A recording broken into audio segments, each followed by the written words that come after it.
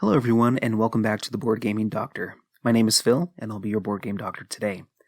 In this episode, I go over my first impressions and thoughts of Evacuation, the 2023 Spiel release by Vladimir Suchy, art by Michael Pickel, and published by Delicious Games. This is a game for 1 to 4 players, plays in about an hour to just over an hour or 2 hours. Weight at 3.95 out of 5 on the BGG complexity scale. And overall, right now, it is ranked 1,955 at the time of recording. Overall rating a 7.7 out of 10, based off of just shy of 1,000 ratings. So I'm not going to go over a huge overview of what this game is or how it plays, but you're basically taking a world that is on the brink of destruction and transferring over people and resources over to a new world through Euro mechanisms such as action selection with cards, either with the backs of these cards representing no special actions or on the front side, which do have individualized, unique combinations of actions selected. You can build different buildings and stadiums to increase points that you get, popularity, etc., things like that. You're building ships as well to transfer these people and resources. And you're doing this over 4 rounds, which seems pretty quick, but in the scheme of things, due to the amount of thinking that is required in this game, and remembering all the rules, and making sure that you take enough actions, it does end up being a lot longer than it sounds. In addition, there is obviously a solo mode to this game, as it is for 1 to 4 players, and there's also 2 major ways to play this game, either the race mode or the points mode. So I should say that the 4 rounds mode is the points mode, and you add up the points at the end of the game, but the race mode includes fulfilling an overall objective of raising your production on the new world to a level of 8 and having 3 virtual reality machines on the new planet. But anyway, so there are 2 different modes to play.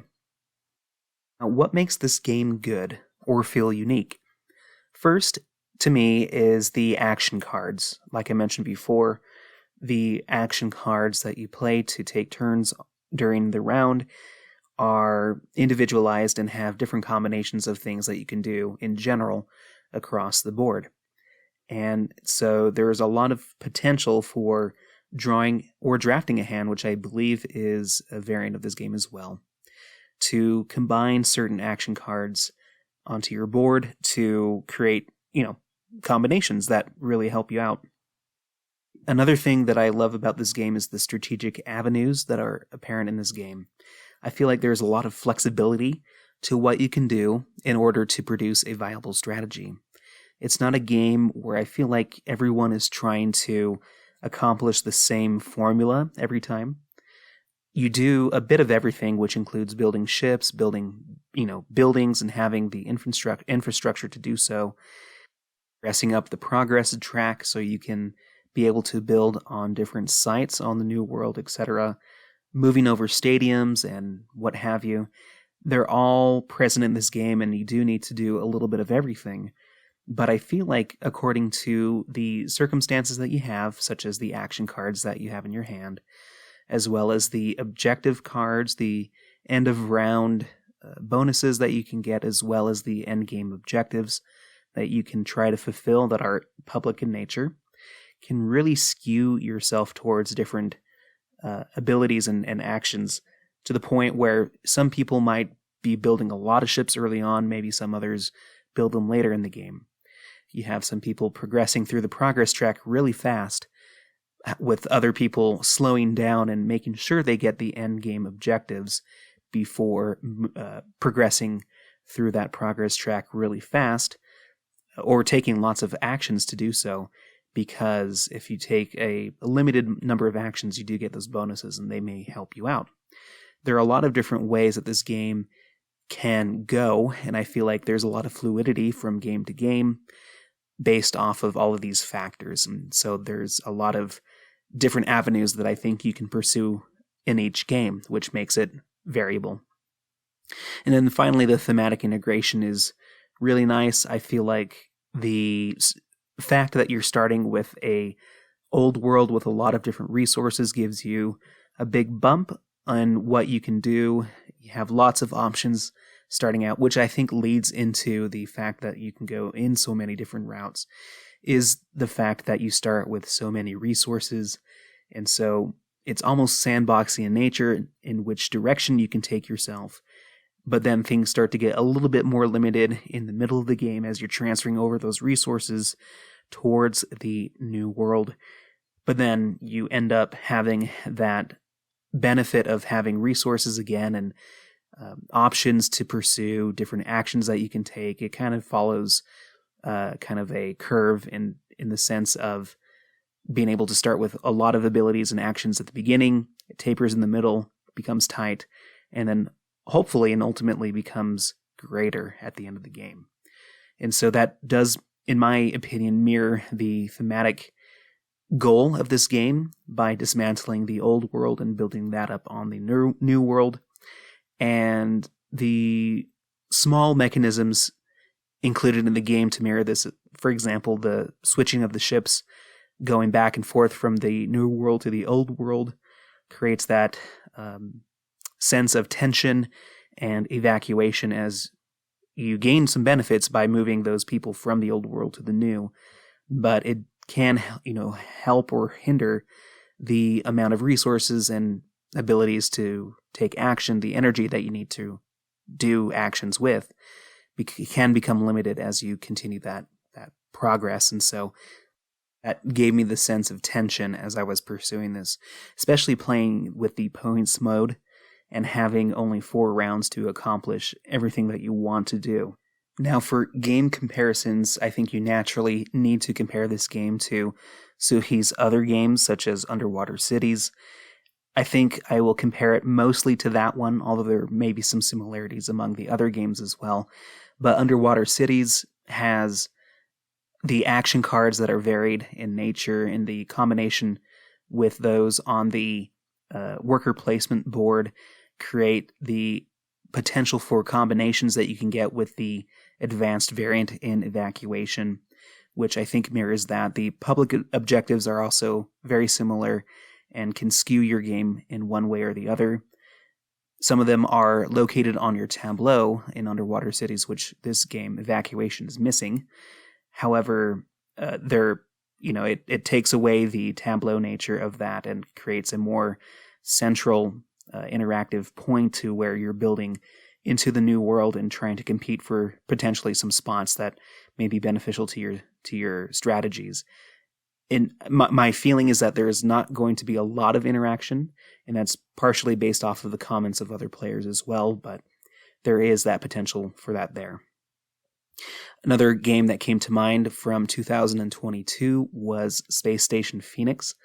This game is also space-themed, but it also harbors the fact that you are starting with a lot of resources on the space station, and you're dismantling that for resources to create a new way to gain points or to explore a certain avenue of building an engine to get points. And so there are some similarities in the big picture when comparing these two games. And then finally, I'm going to compare this game to my favorite game, Agricola, not only because of the varied cards in this game allowing for different combinations of play, very similar in Evacuation to the occupations and minor improvements in Agricola, but also the feeling of tension. And when I say tension, I mean the decisions that you make in this game are pulling you in multiple directions at the same time. You have to keep track of a few different checklists or boxes to check off as you play this game. For example, knowing that you need to dismantle your old world to avoid negative penalties, keeping your resources in check, but also making sure you have enough food to feed your people at the beginning of each round is in Evacuation, just as it is in Agricola. And in addition to that, you're trying to keep track of all the objectives that you're trying to fulfill, similar to Agricola, where you're trying to obtain as many different resources as you can to avoid negative points, and very much just build out your farm in a balanced way with some focuses here and there to maximize as many points as possible, which is dictated mostly through the cards that you draft or are dealt with at the beginning of the game, similar to Evacuation, where you can utilize those cards in hand to pursue a combination of different objectives throughout the game itself, maximizing those points. And so there's a lot of tough decisions, and once again, turning to the points mode of Evacuation, the timer of this game is ever looming to be able to accomplish all of those objectives, or in a sense, you might not obtain all of the objectives that you're trying to fulfill, and you have to make some sacrifices here and there, making the best choice as possible for the end game, as well as in the situation and the moment that you're in when you make those decisions. And so I feel like it's got the similar amount of tension that is obtained through Agricola, even in the sense of random things happening during the game to entice you in one way or the other. Perhaps you see a new ship that is flipped over in Evacuation that is tempting and that may fill a spot in your strategy, or a different building or infrastructure, you name it. The constant cycling through those plans and cards, as well as drawing new cards from the deck itself if you're playing with the advanced variant, can create an opportunity for something that might lead you astray from your main objective, or at least what you thought was your main objective at the beginning of the game, which creates a interesting and enriching situation for decisions that I get the same feeling from when I play Agricola. So there's that. Now I'm going to read some compilations of comments that were made on Board Game Geek. I've summarized them through AI technology to see what people said in general who rated this game highly versus those who rated it lowly. And first, for the high ratings, is as said as follows. Players praise its unique gameplay arc, thematic integration, and strategic depth, with varying preferences for different game modes and modules, emphasizing the importance of the advanced card variant for an enhanced experience. Some players highlight the game's challenging nature, requiring multiple plays to fully grasp. As an overarching, and that's the end of the quote, but an overarching sense of this game requiring multiple plays, I think does fall in the nature that the rules are a little bit complex, which I'll talk about here in a little bit with the low ratings. But the overall sense of mastery of this game, I think, is appealing to many people, where playing it once is not enough to gain a grasp of what you can do strategically in this game. And I think in addition to just learning and understanding and internalizing the rules over the first couple of plays, I think it would take an additional couple of plays to really understand the strategy and the adaptation that you have based on the cards and the objectives that are randomly dealt at the beginning of the game. And in addition to the variety in which you can play this game with the points versus the race mode, some people enjoy that, the drafting as well, and the thematic integration, I think, are highlights for people for this game. However, some people gave it a low rating, and this is what they said in summary. Despite initially liking the concept, players expressed disappointment with Evacuation, citing issues with tedious gameplay, the feeling of playing a solo game, poor rulebook clarity, and a lack of satisfaction in the execution of the theme, with specific concerns about the quality of components, colors, and overall game experience. Race mode seemed to be a challenge with various endings, end quote. So I can't speak to the physical components of this game, as I demoed this game virtually.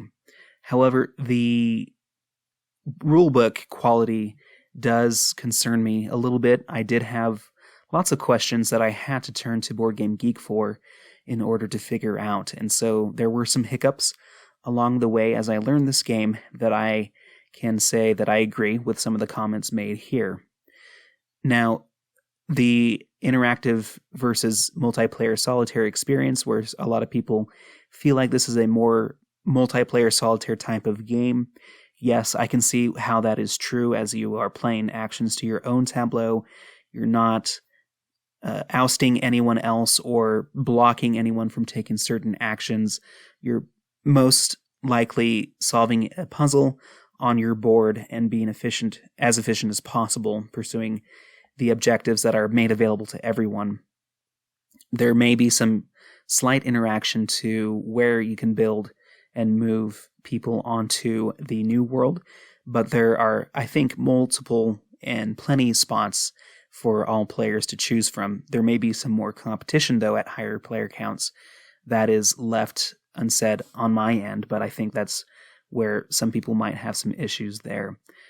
The complexity of the rules as well can be challenging, and some people don't really like the race mode. It seemed very rushed and abrupt with its ending, and it made a hard first experience to experience this game. And perhaps the points mode is a little bit quicker, a little bit more standardized, and it can most likely lead to a better experience firsthand. But that is left to be said. For me personally, I played this with the points mode, and I did have an enjoyable experience, so anecdotally take that as it may. In conclusion, I really enjoyed this game, and it is something that is very appealing to me to want to play more and get better at, becoming closer and closer to a lifestyle game. And I think this is probably my favorite Suhi game out of all the ones that I've tried. I mean, I really enjoy Underwater Cities, Woodcraft, and Messina 1347. However, I think Evacuation plays a lot more similarly to some of my favorite games, including Agricola, in the way that you are making tough decisions from turn to turn. The variety that is present in this game through the medium of cards in your hand and that you're taking actions with, as well as the interesting way that you're mechanically and thematically progressing through this game, dismantling an engine and a resource pool that you start with that is very high at the beginning of the game and kind of tapering off and hopefully building back up again at the end of the game is an arc of gameplay that I really enjoy. I love the flexibility of the strategy that you can take in this game, which you can explore on your own to see what may work better, or you can really try to follow those objectives and tailor your game in a certain way that may be different from your previous experiences, which is something that I enjoy in a lot of other games that I rate highly. And so I think Evacuation also rates highly among them, and I can't wait to play this more. So those are my first thoughts and impressions of Evacuation, and I thank you for listening or viewing this review until now, and hope you schedule an appointment with us really soon to catch us on the next review. Take care.